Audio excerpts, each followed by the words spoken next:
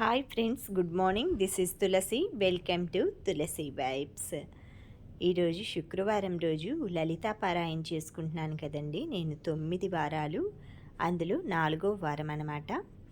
ఈ video post చేయడానికి కొంచెం టైం పట్టింది. ఒక 2-3 డేస్ కొంచెం బిజీగా ఉండటం వలన. ఫ్రైడే రోజు ఎప్పుడైనా సరే ఉదయాన్నే ఇలా గోవులు వస్తాయండి. మా ఇంటి ముందు నుంచి లేదా బ్యాక్ సైడ్ నుంచి అయితే వెళ్తాయి. మన విండోలోంచి అయితే నేను వీడియో తీశాను. ఆ టైంలో నేను మార్నింగ్ కాఫీ పెడుతూను లేదా ఏదైనా పని చేస్తూను ఉంటాను. మెడలో గంటలు కడతారు కదా ఆవులకి, దూడలకి.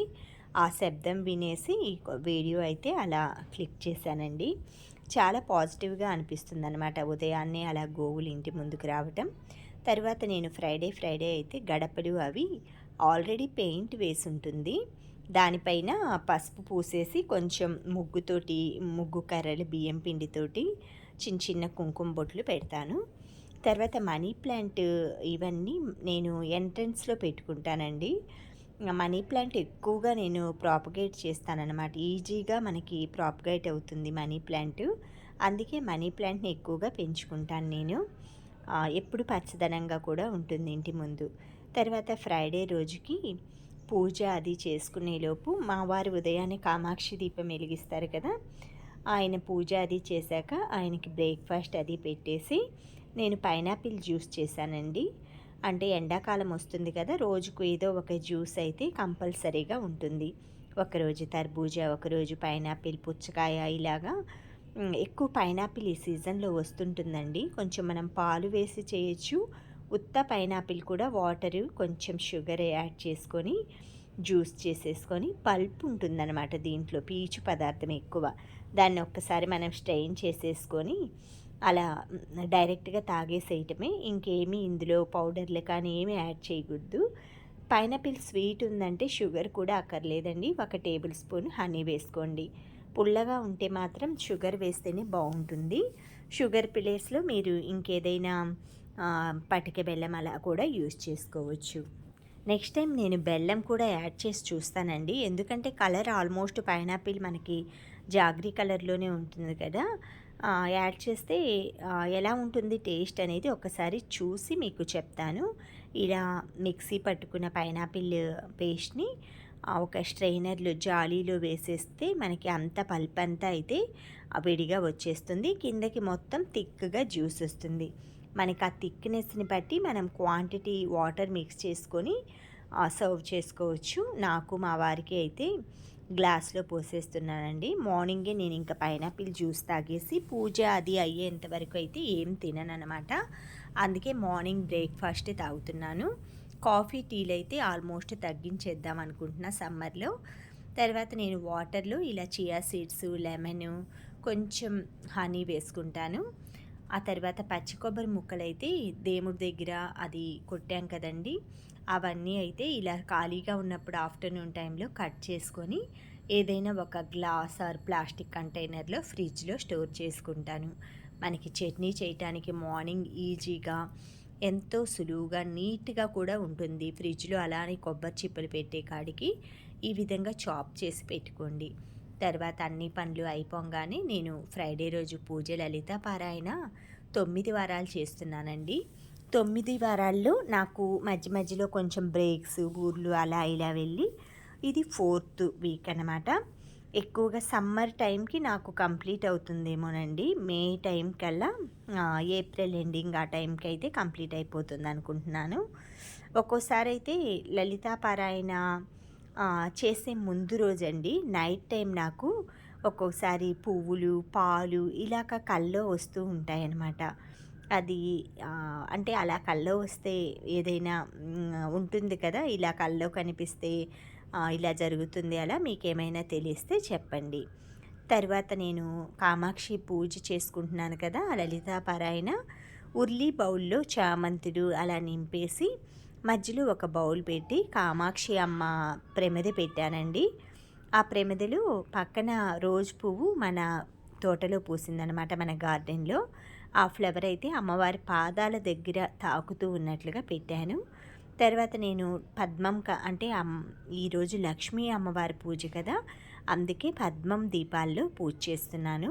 కమలం దీపాల్లో కామాక్షి ప్రమిదకి ఆయిల్ పోసుకొని అటువైపు ఇటువైపు మనం నిత్య దీపారాధనకి ఏవైనా ప్రమిదలు వాడతాం కదా, అలా పెట్టేసేసుకోండి.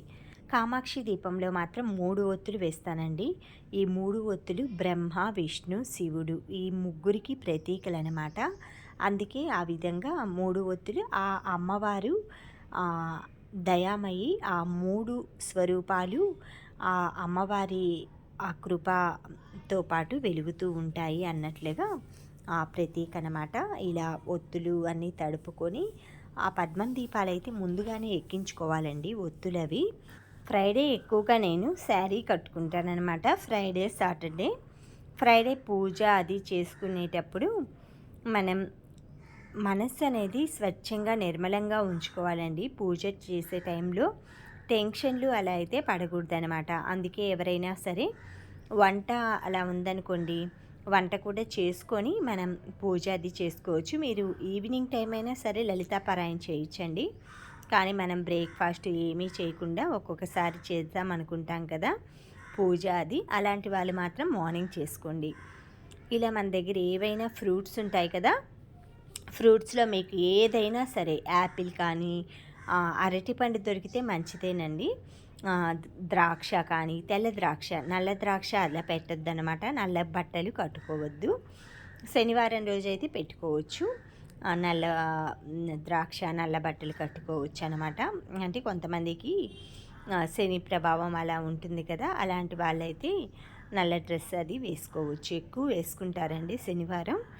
ఆ తర్వాత ఆవు నెయ్యితోటి నేను తయారు చేసిన దీపాలు ఉన్నాయి కదా, అవి వెలిగించి కడ్డీతోటి దీపాలన్నీ అయితే వెలిగించుకుంటున్నానండి. ఎందుకంటే ఆవు నెయ్యి అది క్యూబ్ ఉంది కదా, జారి పడిపోతుందన్నమాట. పద్మం దీపాలు ఇలా వంచి వెలిగించాలి కదా, మధ్యలో ఉంటాయి కదా సెంటర్లో. వీటి వల్ల ఒక బెనిఫిట్ ఏంటంటే ఎక్కువగా మనకి ఎండింగ్లో ఎడ్జెస్లో బ్లాక్ కలర్ అవ్వకుండా చక్కగా ఉంటుందన్నమాట. చాలా బాగున్నాయండి కామాక్షి దీపాలు. మనకి ఖచ్చితంగా దేవుడు విగ్రహాల హైట్లో చక్కగా విగ్రహం పెట్టుకొని అటు ఇటు పూజ చేసుకునేట్లుగా చక్కగా ఉన్నాయి. తోముకోవటం ఈజీగా ఉంది. దాన్ని హైట్ తగ్గించి కూడా మనం చిన్న విగ్రహాలు చేసుకోవచ్చు. నెక్స్ట్ టైం నేను చూపిస్తాను. ఎడిటింగ్ చెప్పినంతసేపు కాకి అయితే అండి ఒకటే అరుస్తూనే ఉందన్నమాట. నేను ఈ ఎడిటింగ్ చెప్పేది సాటర్డే అనమాట. సరే ఆవిడకి వెళ్ళి కొంచెం శాంతింపజేసి కొంచెం, ఎందుకంటే ఎండాకాలం స్టార్ట్ అవుతుంది కదా, వాటికి దాహం వేస్తుందేమో. వాటర్ అవి నేను చిన్న బౌల్లో పెట్టేసి గోడ మీద అలా పెట్టేస్తానండి. ఆ పెట్టిన బౌల్ కూడా తీసుకెళ్ళిపోయారండి. ఏదైనా కొబ్బరి చిప్పలు అలా వాటిల్లో అయితే పెడితే మనకి సమ్మర్లో హీట్ ఎక్కకుండా కూడా ఉంటుందన్నమాట.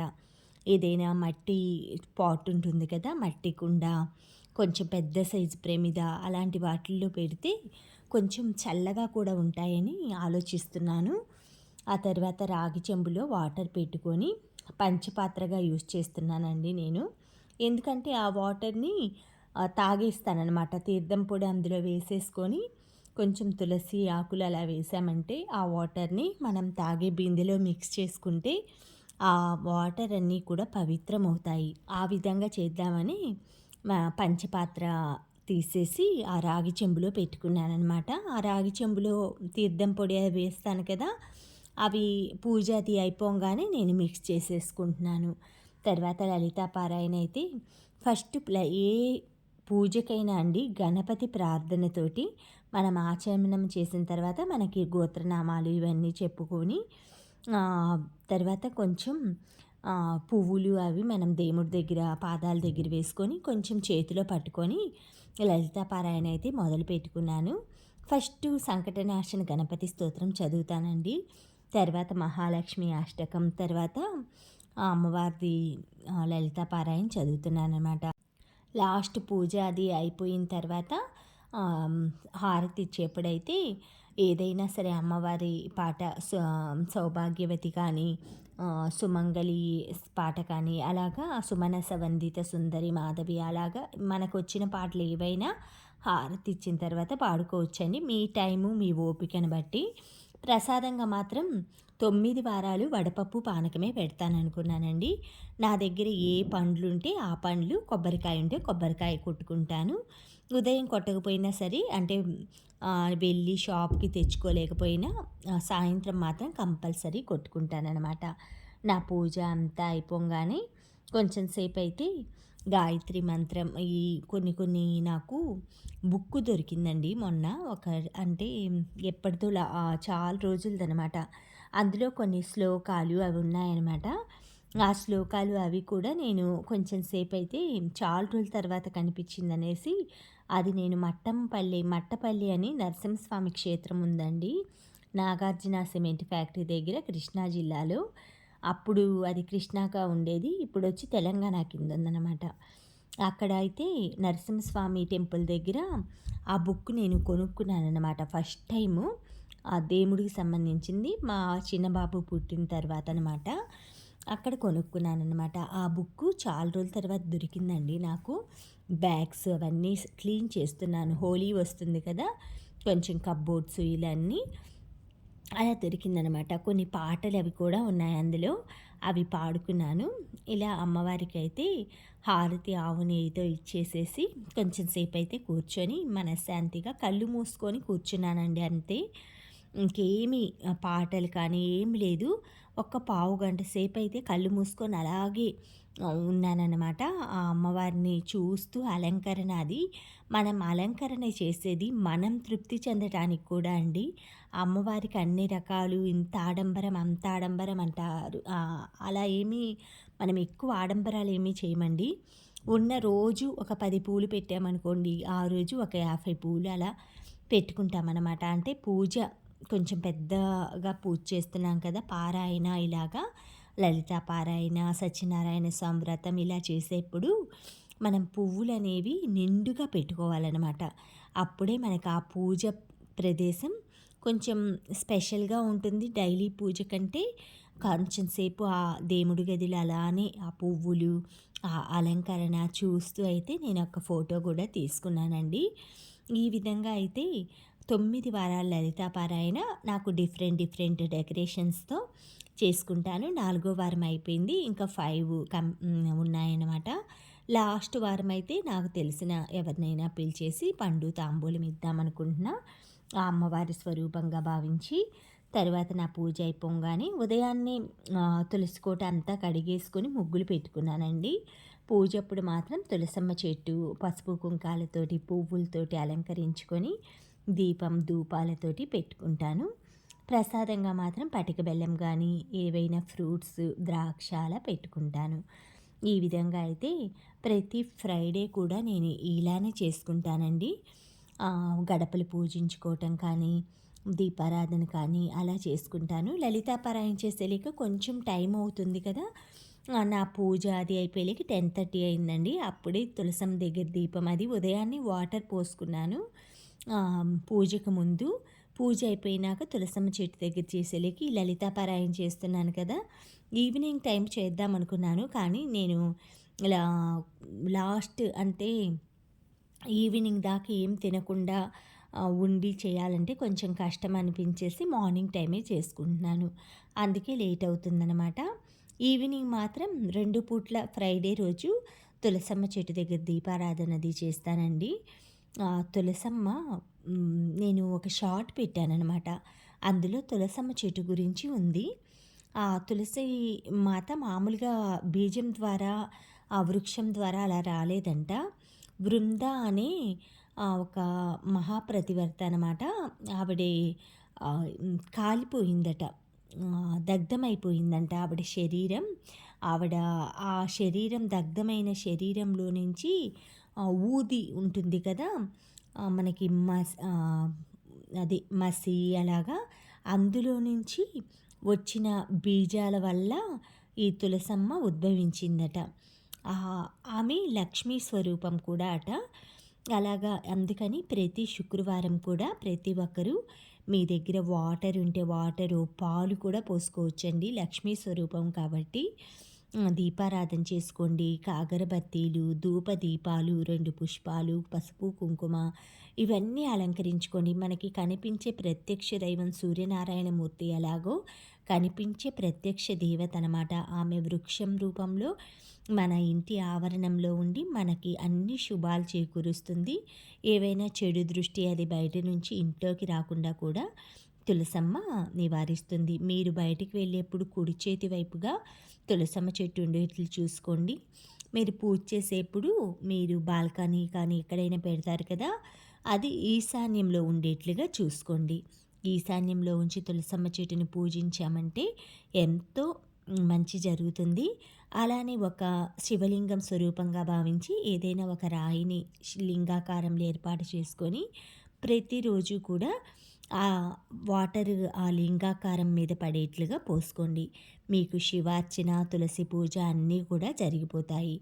అలాగే ఒక తాబేలును కూడా మీరు అందులో ఏర్పాటు చేసుకోవచ్చు తులసమ్మ కోటలో. ఎందుకంటే ఎప్పుడు వాటర్ అది పోస్తూనే ఉంటాం కాబట్టి ఆ విష్ణుమూర్తి స్వరూపం దగ్గర తాబేలు ఉందంటే ఇంకా ఎంతో మంచిదనమాట.